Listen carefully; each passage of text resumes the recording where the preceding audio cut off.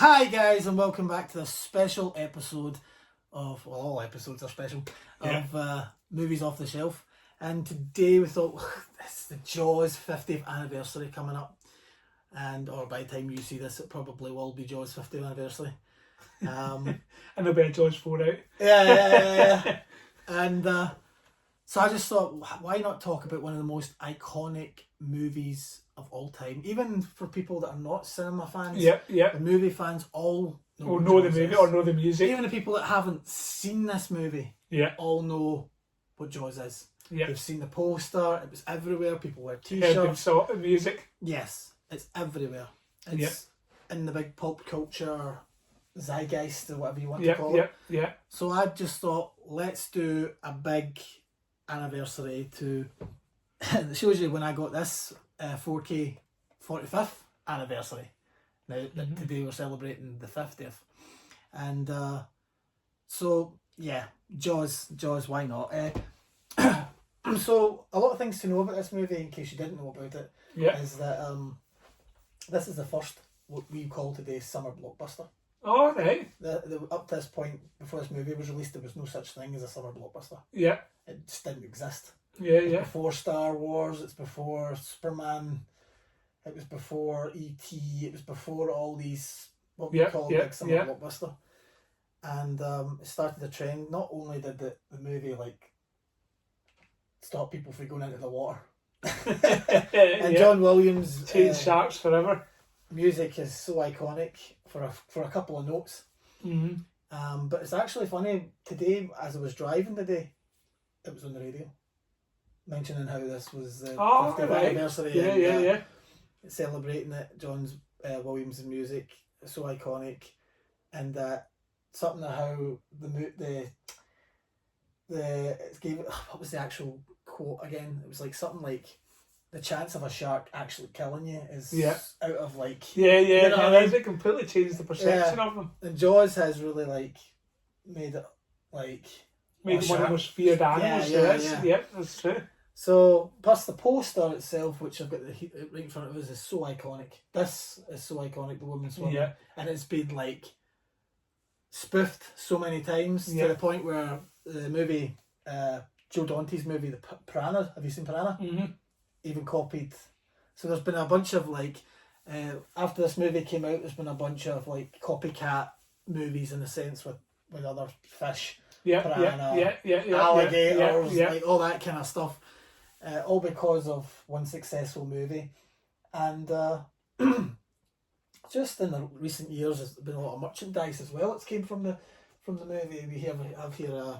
I couldn't find my Quint figure, but we have Pooper. Oh wow! That came out. So this is one of the. I have somewhere Quint, but we couldn't for some reason get a Chief Brody because of likeness rights or something. I don't think he was. He's not up for it. Or his family at least. Weren't up for it. So there has been some. I'm kind of remembering there's some sort of argument between the actors, isn't there? Because I remember they made a stage show about Jaws, but even that took a while because I think some people were kind of stepping in and saying they didn't want it, and there's definitely some sort. I said no more details before I start talking, but there's definitely been some sort of drama there between the lead actors about not wanting it to continue. I went to the Universal Studios, the old Universal Studios. Well, that's a sore one for me because I went expecting to go. So I went about 2 years, I think, after you. And I thought, I can't wait to see the Jaws ride and all that.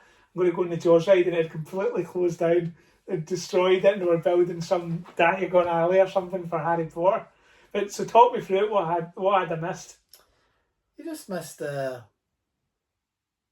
thought it was pretty good. Maybe if I'd went, it was really good. If I'd went even younger, it would have been totally. You'd have been terrified. I am totally amazed. But I was still amazed. So what actually happens in it? Talk us through. You got onto the wee boat at the name of the pier, in the movie, the harbour basically. And the actor's obviously driving the boat. He's telling you Chief Brody's told us not to go near this bit and all that kind of thing. And then, the way the electronics work is a big shark will come up, or you'll see the fin and the music starts kicking in. Oh, right. And the guy starts to like try and shoot at it. The explosions in the water where he's shot. Yeah. I just thought the pyrotechnics, how it actually all worked, was pretty cool. Yeah, it was. Then we go through a wee kind of a boat. Like a house, a boathouse. Like a boathouse type thing, and then it starts to really gonna get like dark, and then you come out towards the end where, you ever see Jaws 2? No. Right, and there's a bit where Jaws sort of gets how he kind of meets his end basically, right, and it comes up and just like a big electric effect and all that. The whole water goes all like. I just thought it was pretty good. Like, these theme parks are amazing. What they can do. Oh yeah, and the people that actually, you forget that the people that put their the actors, that they're doing that day by day by day. After we're out, somebody else. How many times you've got to repeat the same act. Yeah. But they do it though. They sell it. Yeah, it was an amazing ride. I'm glad I got to see just before they started ripping it away. Yeah, unlike me. After it had all been ripped away and put in the bin.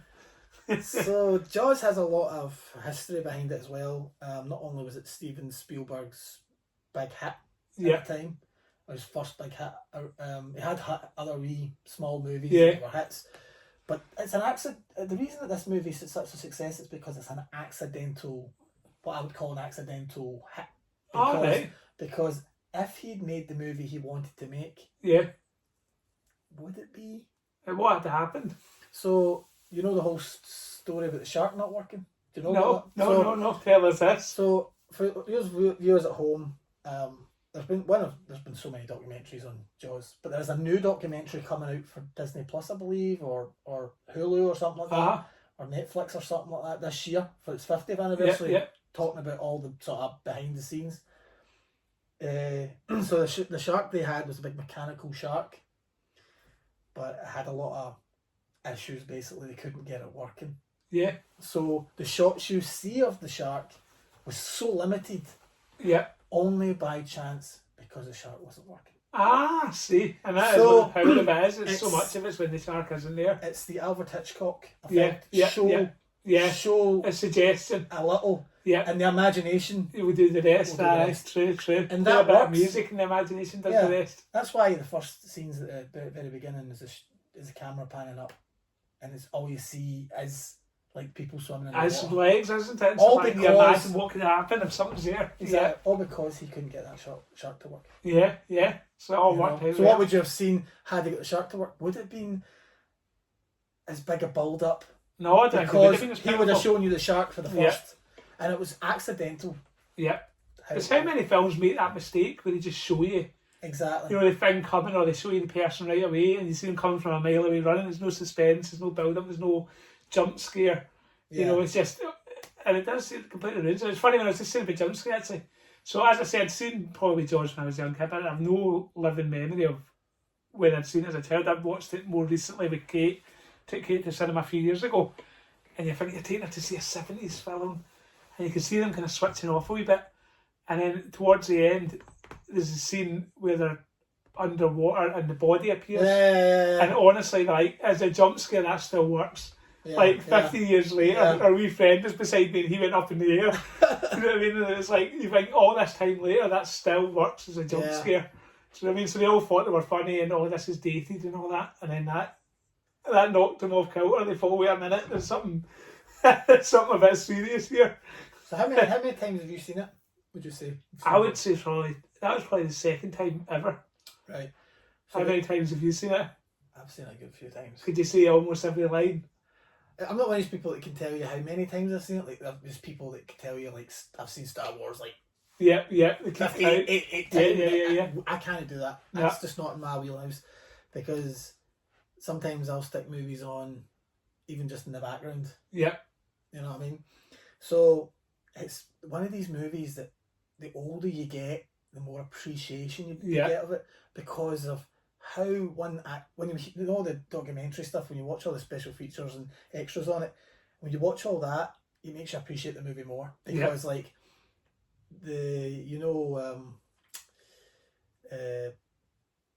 Hooper, it's in that movie.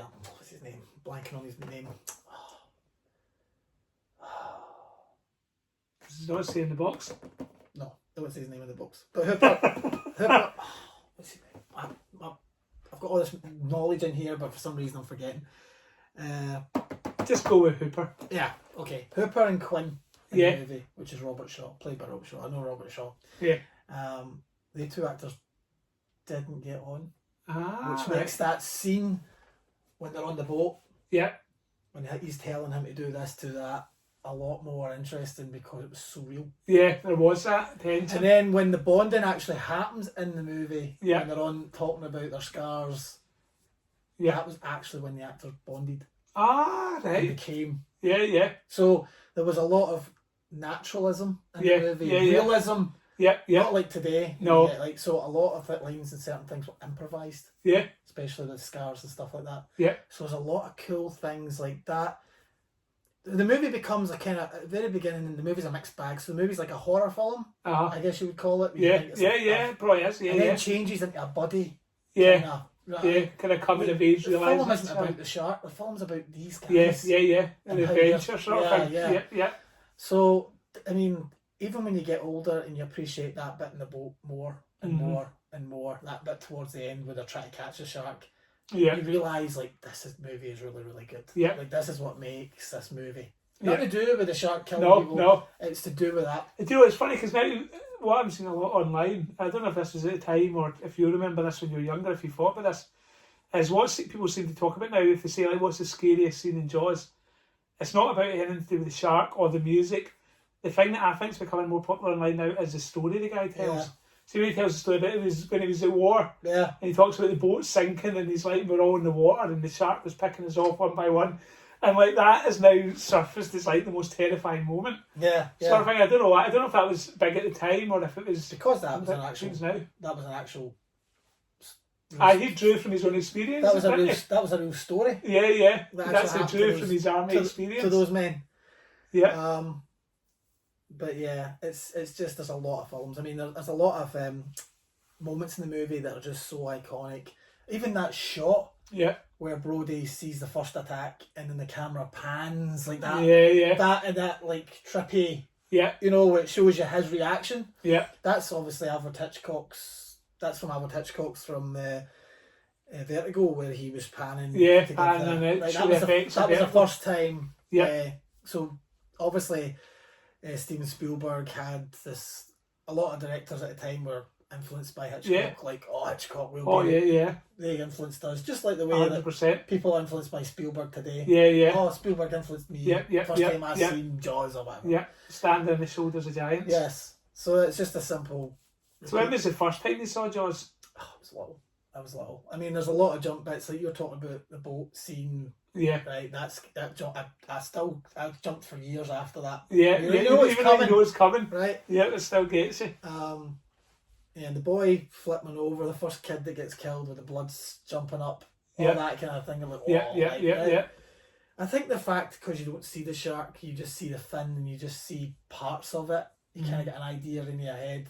I mean, it's just amazing. Just whole film, even shot by shot. In fact, I've got a thing on this 4K, which if I can show you one day. It's pretty interesting if you own the 4K. There's a good scene of how they restored this movie with restoration. How they managed to like painfully stitch the movie back together. There's one scene where like the movie was kind of like sort of deteriorating with the light. And it was like scratches on the film. Yeah. Painfully through the computer, like patched all them back up. Like just with like dedication. Yeah. So the movie's got a lot, and it's obviously inspired sequels. Yeah. And this is something I don't know about at all. Right, well, the sequels, some are better than others, put it that way. Yeah. So Jaws 2 is not a bad sequel. Right? Jaws 2 is like, you've seen the original Psycho? Yep. Have you ever seen Psycho 2? Yep. So, Psycho 2 in my mind's actually a pretty good sequel. Yeah. To someday, this is what that's like. Psycho 2. So is it set in the same place as the first one? Yeah. Same time? Chief Brody's in it. Is he? The only difference is Hooper and Quinn are not in it. No. They both dropped off. Quinn obviously meets his end, and Hooper just doesn't, for some reason. Yeah. Never came back. I don't think he wanted to come back for it. But there's a good few moments in this movie. So what I'm trying to think. So with the second one, what happens with it? I remember they're out in the boat and they go to catch the shark. But what actually happened at the end of Jaws? Did they get the shark? They get the shark with like an electric wire, like an electric thing. At the end of this one, Jaws. Oh, in the first movie. Yeah, in the first one. What happens in the first one? I remember them going out and the shark's actually eating the boat. Yeah. I can't remember what goes on. Well, I'll tell you what, I won't sit here and tell you that. Yeah. Because your next viewing will be a lot more better. Yeah. Don't tell me. I'm not going to sit here and spoil that for you. So Jaws 2. Spoiler to a 50-year-old film. Exactly. 50th anniversary. We're still on tenterhooks. So Jaws 2 is pretty good, right? It's a pretty decent sequel. I would call it the cycle to and it's not Steven Spielberg, so it's a pretty decent sequel. Is it Jaws 1? No. What year was it? Does it tell you on it? Yeah, it was 1978. 78, so it wasn't that long, it was only 3 years later. Yeah. So surprised that Steven Spielberg never came back himself. That he'd been doing Indiana Jones and all that by that point, I suppose. Yeah. Richard Dreyfuss, that was the name. Richard Dreyfuss. To Hooper. There you go, we'll edit that back in. Yes. Forget I was even... Richard Dreyfuss, how can I forget that name? So Roy Schneider's back in this movie.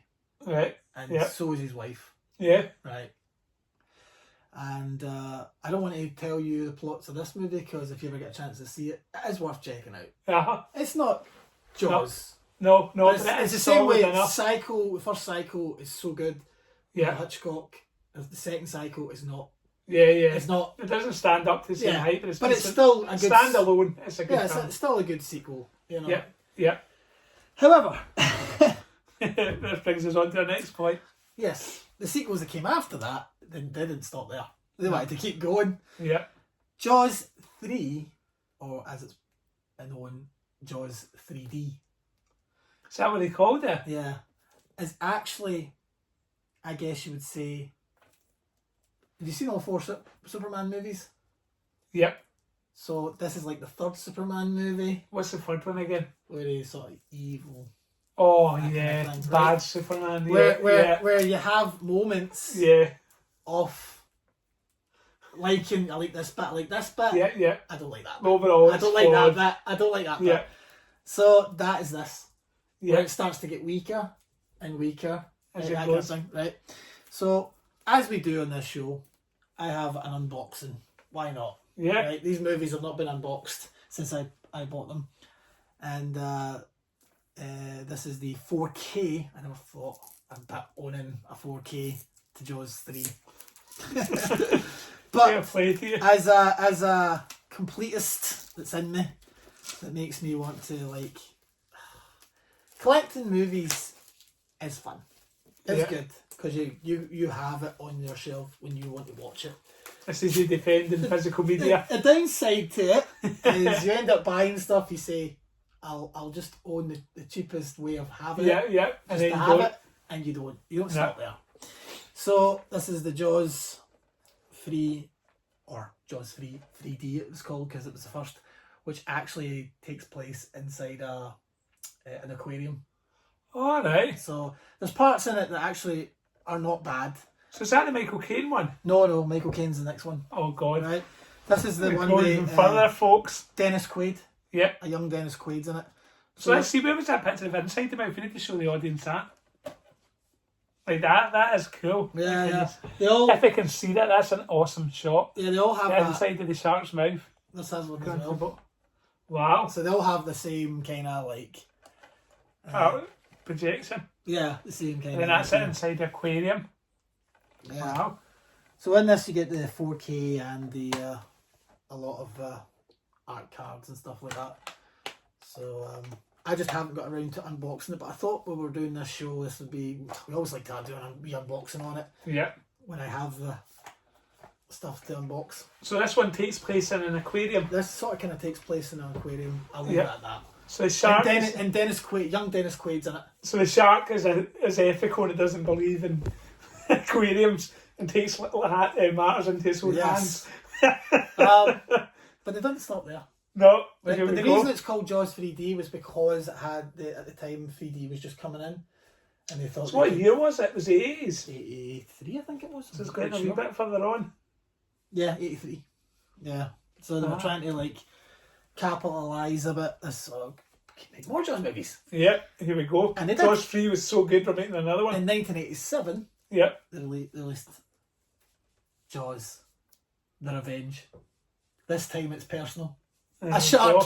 Now, have you ever seen the trailer for this? No. It's one of the most funniest trailers you'll ever see in your life. Right? This actually is absurd. This movie, right? But it's the way we would look at. Have you seen Deep Blue Sea? Yep. I guess you would say it's like the quality of yeah. But at the time, that level of shark movie. Because this had a lot to live up to, they didn't see it at that. That. But now looking at that, this is like that kind of quality. Is it enjoyable now when you look back? You can enjoy it. Yeah. Just don't take it seriously. Yeah. Don't go in suspend your disbelief beyond all all with this in your mind, and don't go in with maybe Jaws 2. No. Start getting a wee bit lower, like the way Superman 4 starts to get, like that kind of thing. Yeah. And again, for this release, I have another unboxing, which I never unboxed it. This is the Michael Caine one. Now, Michael Caine is in this movie for a bit, then he's out for a bit, and appears back in it. And this is the movie that he said on an interview that he goes, I love your movie. He met some fan or something, and he was like, some fan was quite annoyed with this movie or something. Yeah. I love your movies, but not Jaws Revenge. But have you seen that Jaws Revenge you did? He's like, no. His answer to that was, but did you see the house it bought my mum? Exactly. Because that's all he cared about. He got the check. That's the only reason he did this. Yeah, exactly. He's throwing up money at somebody. Buys my house. Yeah. Michael Caine is good in it. Like he is in everything else. Yeah. He's Michael Caine. Yeah. He's never going to be that low. But, this again. Have you ever seen the comedian talk about it? Or there's a good, I can't remember what the comedian's called, but if you just YouTube, like, and people at home YouTube, comedian sketch, Jaws, Revenge, he talks about, he was, after a show, he was watching a hotel, and he's like, it's one of these films, says where he keeps trying to make you switch it off. And he talks about, like, so he says, like, you know, the shark's got this vendetta against this woman. And he says, at the end, spoilers alert, I think. Yes. He says she moves, and then he says, the comedian says, why didn't she just buy a high-up apartment? Like, don't even buy a flat on the 5th floor. Well, that comedian you're talking about, actually, I do remember that comedian's him that was in The Mask. Jim Carrey's pal in The Mask. Oh, yeah. I didn't realise I did a wee bit of research about him. Mm-hmm. Killed himself, he committed suicide. Oh shit! I didn't know. So at home, if you're watching Jaws Revenge, that could be the effect it has on you. You could end up with an early demise. This is like it's the same thing again. Same thing again with the shot from the thing with his mouth. So that's maybe something that links. Is all the films got that shot? With well, the steelbooks anyway. Yeah. Have the same kind of something like so. That's the same company who just reproduced all of them. Yeah. For 4K. This is new artwork. This isn't original artwork. No. That's the original artwork there. Yeah, it was on the original case. I just got them because they kind of matched. Yeah, first movie and. So would you? It's quite interesting though that it's a bit like Superman and that would you probably then rank the Jaws films in terms of your preference in actual order? So it would be Jaws, Jaws 2, Jaws 3, Jaws Revenge. Yeah, it was a no-brainer. Jaws is the... Yeah, I mean, exactly. If you ever had to walk around this planet Earth and only see one Jaws movie... Yeah. It would be one shark movie. You could live, you know, you're not missing anything. Jaws 2 is a good sequel. Yeah. It is enjoyable. Yeah. Right? If you had only seen Jaws and Jaws 2, that's kind of like... It's like Home Alone and Home Alone 2, that kind of thing. Yeah. But so what did you think of the spin-offs, the ones that have come later, in comparison to say, okay, it's never going to beat Jaws or Jaws 2, but if you let's take Jaws 3 and Jaws Revenge, and if you compared other spin-offs, so like Deep Blue Sea, where do you think that competes? Sharknado and all that kind of thing. Sharknado, would any of them get close? Did you see Meg? Did you see Meg, the Trent and all that, what it's called? Meg. Yeah, no, they're all, to be fair, they're all not good. That's the one, probably Steven Spielberg probably looks at it and thinks, yeah, that's my one downfall, is I've led to all this that came after. Jaws definitely the best.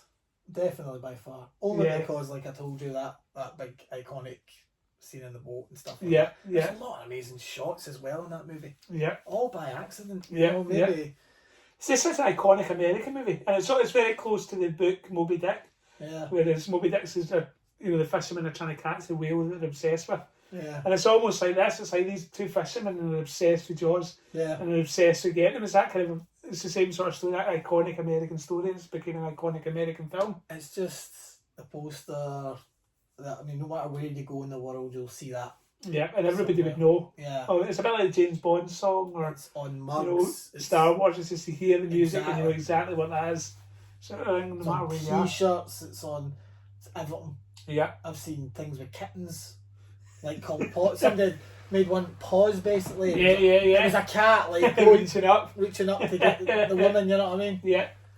And good stuff. You've inspired me to check out all of these. Oh, you need to. Hopefully, you use it at home. We'll watch them too. Yeah, so definitely, I'd say revisit Jaws. Yeah. Go through them. Go Jaws. Do Jaws 2. Yeah. Do Jaws 3. Get drunk and do Jaws Revenge. Yeah, get drunk and do Jaws Revenge. the revenge. Yeah. This time it's personal. Yeah. as a shark. That's what makes it so funny. Yeah, like, yeah. A shark. And he's right. She does move away.